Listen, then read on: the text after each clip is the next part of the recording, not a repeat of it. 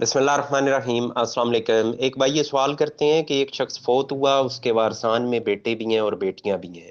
अब जो बेटे हैं वो इंतकाल वरासत नहीं करवा रहे, क्योंकि वो अपनी बहनों को हिस्सा नहीं देना चाहते। तो वो ये पूछते हैं कि आया बेटियां भी इंतकाल वरासत करवा सकती हैं? तो इसका जवाब है यस, वो करवा सकती हैं। अब इसकी तरतीब क्या होती है? तरीकाकार ये होता है कि एक एप्लीकेंट जो वारसान में से होना चाहिए।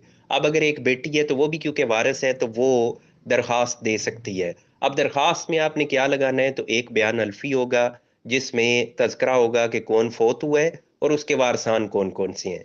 सबकी मुकम्मल तफसील होगी। साथ में आपने एफ आर सी लगाना है। अब एफ आर सी भी वो बेटी जाके ले सकती है।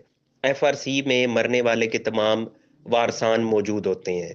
फिर आपको साथ चाहिए है डेथ सर्टिफिकेट, जो बंदा फोत हो गया उसका डेथ सर्टिफिकेट। फिर वारसान में से अगर कोई फोत हो गया है तो उसका भी डेथ सर्टिफिकेट। आगे उस मरने वाले के अगर कोई मजीद वारिस हैं, यानी बेटा एक अगर सपोज फोत है, तो उस बेटे के आगे जो वारिस हैं उनका भी जिक्र इसमें आएगा। तो ये आप देंगे एप्लीकेशन। अगर आपका रिकॉर्ड है कंप्यूटराइज, तो कंप्यूटर सेक्शन से ये आपकी बेसिकली एप्लीकेशन स्टार्ट होती है। वहां आप एप्लीकेशन देते हैं, वहां से वो मार्क होके आती है तहसीलदार साहब के पास। तहसीलदार से गर्दावर और आगे पटवारी। पटवारी बनाता है शजरा, यानी वो तस्दीक करता है कि क्या वाकई ही इस मरने वाले के यही वारिस हैं, इनके अलावा कोई और तो नहीं है, किसी वारिस को छुपाया तो नहीं गया। क्योंकि बाज औकात ये होता है कि एक शख्स है, उसने हो सकता है दो शादियां कर रखी हों। तो एक शादी में से जो औलाद है उनका तो जिक्र आपने कर दिया, दूसरी शादी में से जो औलाद है उनका जिक्र नहीं है। तो वो फिर तस्दीक करता है कि आया इनके अलावा तो कोई वारिस नहीं है। उसके लिए दो गवाह चाहिए होते हैं जो आपके इलाके के हों, आपके जानने वाले हों।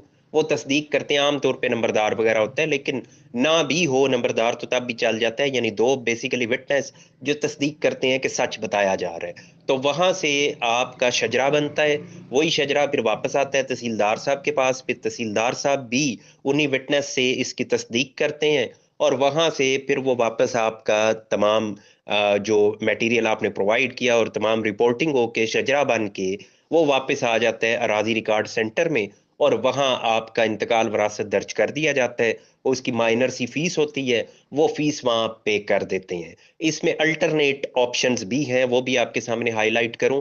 अल्टरनेट ऑप्शन ये है कि आप अब क्योंकि जो पटवारी साहिबान हैं उनको भी दे दिया गया इख्तियार, ये कंप्यूटराइज्ड यानी फर्द वगैरह या डाटा की एक्सेस उनके पास भी है। अब वो भी इंतकाल वरासत दर्ज कर सकते हैं। करते ज़ाहिर है वो खुद नहीं है, ये ऑथोराइज तो तहसीलदार ही होता है, लेकिन पटवारी साहिबान डाटा एंटर करते हैं और तहसीलदार साहब उसको ओके कर देते हैं। उस अंदाज से आप डायरेक्ट उनके पास भी इंतकाल वरासत दर्ज करवा सकते हैं। मजीद इसमें यह है कि जो मैनुअल रकबे हैं, ये क्योंकि मैंने कंप्यूटराइज रकमों का जिक्र किया, जो मैनुअल है वो तो वैसे ही पटवारी ने करना होता है। तो वो आप उसी के पास जाएं, वही आपका सारा काम कर देता है। तहसीलदार साहब के पास भी वही बता देता है कब आना है और सारी प्रोसीडिंग वगैरह वो कर लेते हैं। मजीद इसमें ये है कि जो सक्सेशन सर्टिफिकेट, ये जो नादरा के पास है, आप वहां भी जा सकते हैं, नादरा से सक्सेशन सर्टिफिकेट लेते हैं।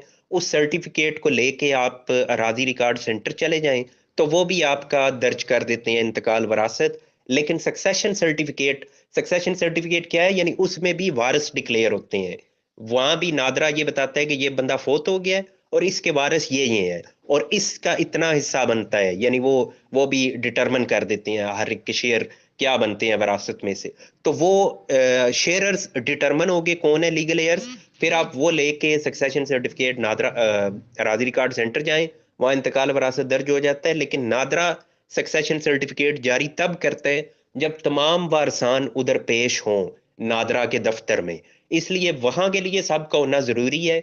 लेकिन जो पहले तरीकाकार आपको बताया है उसमें सिर्फ एक बेटी अकेली भी इंतकाल वरासत दर्ज करवा सकती है।